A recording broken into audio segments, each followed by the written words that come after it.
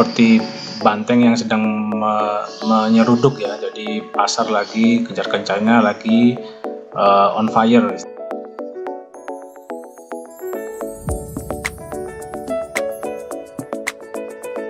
Nilainya terlalu jatuh ke bawah ya, saya memutuskan menjadi seorang technical analyst. Jadi itu semua berpulang kepada pribadi masing-masing.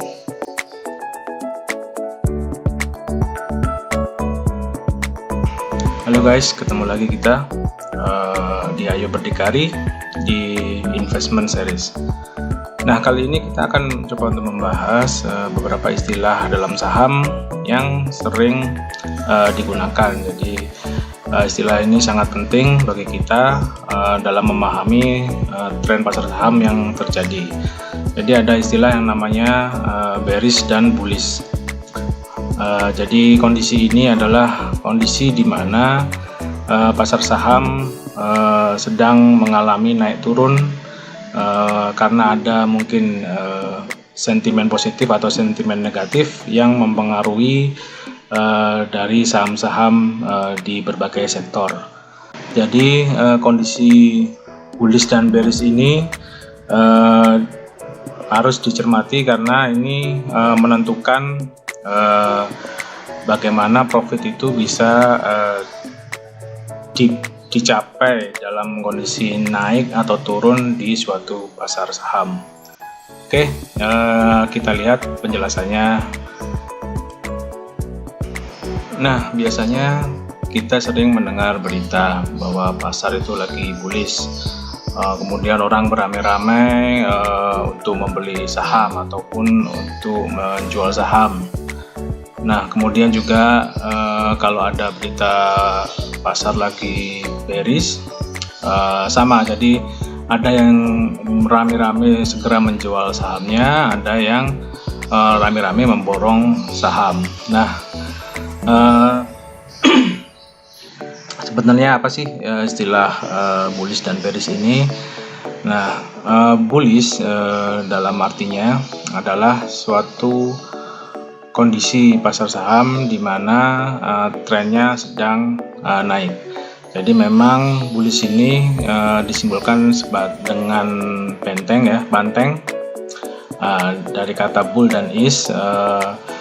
Jadi dengan idiom tersebut, jadi seperti banteng yang sedang menyeruduk ya. Jadi pasar lagi kencang-kencangnya lagi on fire istilahnya. Nah, kebalikan dari situ bearish. Bearish ini istilahnya dari beruang. Jadi beruang itu kan kalem, kelewas-kelewas gitu ya. Nah, itu jadi pasar saham sedang tidak aktif bergerak atau cenderung turun. Nah, bagaimana investor-investor ini menghadapinya? Jadi untuk investor yang tipenya fundamentalis dalam kondisi bullish, dia ada yang juga mulai menjual saham karena memang lagi bagus, jadi dia udah menyimpan lama, jadi segera dijual. Dan juga ada yang tetap mempertahankan nilai sahamnya, jadi karena memang dia intinya adalah menabung saham.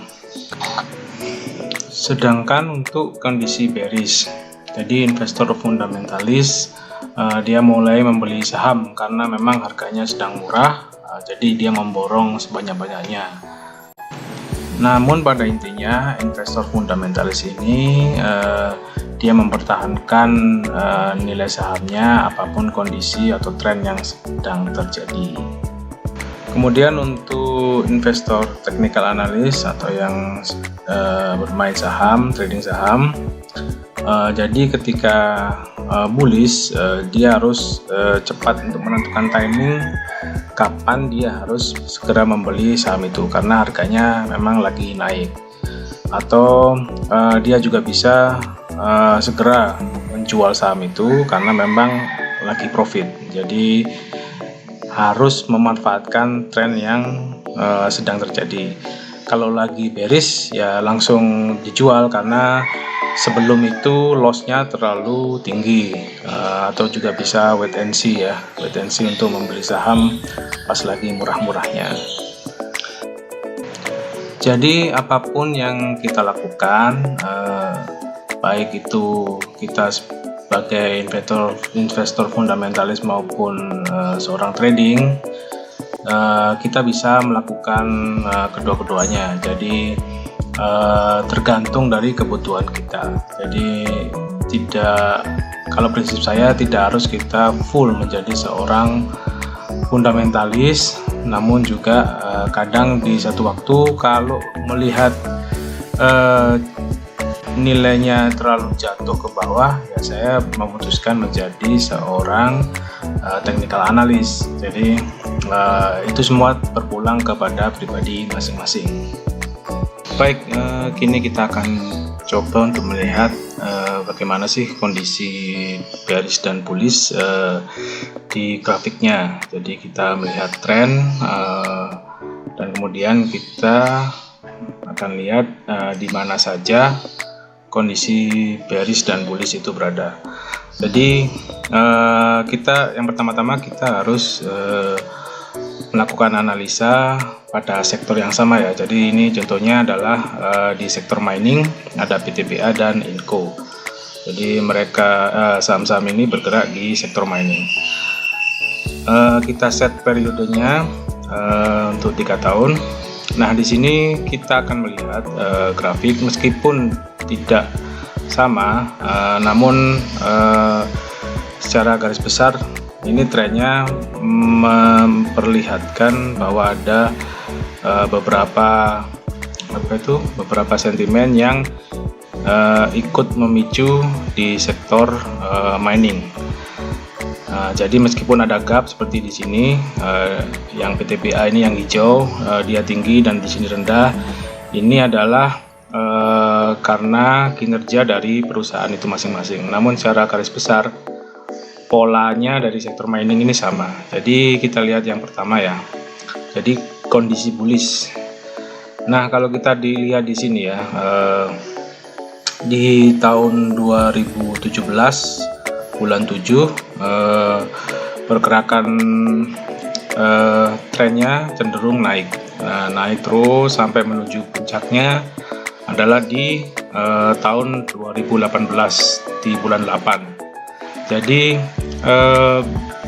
bullish dan bearish ini bisa terjadi dalam jangka pendek maupun dalam jangka panjang. Jadi seperti yang kita lihat di sini, dari bulan September 2017 sampai bulan Januari 2018, kita lihat di sini ini juga termasuk bullish jangka pendek. Jadi trennya sedang naik, sedang tinggi-tingginya. Nah, di sini para investor biasanya sedang memburu saham-saham di sektor mining ini. Kemudian kalau bearishnya yang jangka pendek kita lihat di sini, di tahun 2009 bulan Februari dia mulai turun sampai dengan di bulan Mei 2019. Jadi ini juga termasuk bearish tapi yang jangka pendek. Nah, kalau yang bearish jangka panjangnya dia terjadinya di sekitaran 2018 bulan 8 sampai dengan kondisi yang paling bawah sampai dengan saat ini di sekitaran ini 2020 di bulan Maret sampai dengan adanya wabah corona ini. Jadi itu posisi bearishnya. Jadi dia cenderung melemah di sektor mining ini, cenderung melemah. Memang ada sedikit perbedaan pergerakan di sini. Ini kemungkinan sentimen ini diakibatkan oleh performa dari masing-masing perusahaannya. Jadi kalau untuk keseluruhan di sektor mining umumnya adalah mengikuti penurunan. Jadi terjadi perlambatan sampai dengan bulan Maret di 2020 ini. Oke, jadi sampai di sini dulu bahasan kita, bahasan singkat tentang bullish dan bearish, istilah-istilah di dalam trading saham. Semoga ini bermanfaat untuk teman-teman sekalian. Tetap semangat, jaga kesehatan, dan akhir kata wassalam.